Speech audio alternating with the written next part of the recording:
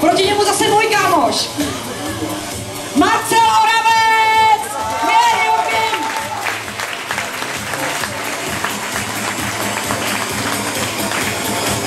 Takže doufám, že síly fanoušků jsou vyrovnaný.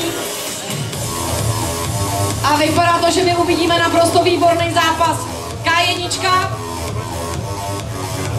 Hmotnost do 91 kg.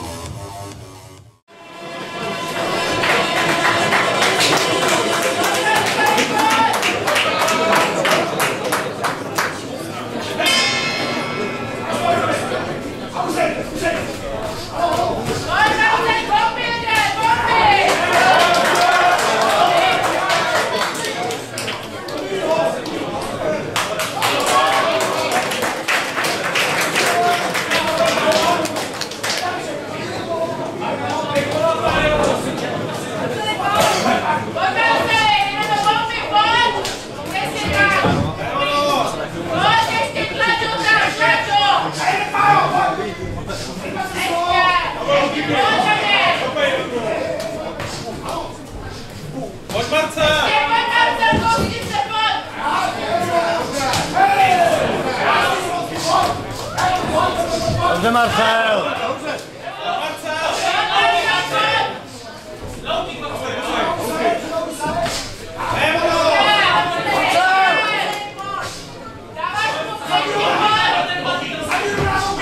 Pojď, Marcel!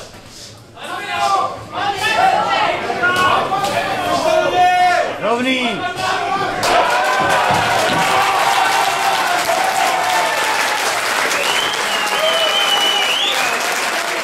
Tak tohle bylo rychlé vítězství.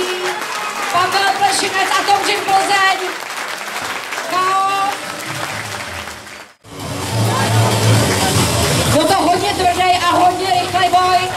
Potlesk pro oba borce. Domácí miláček Pavel Plešinec a Marcel Oravec.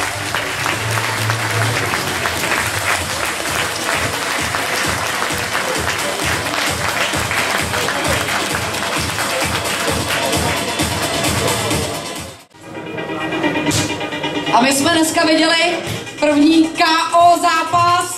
Vyhrává Pavel Plešinec!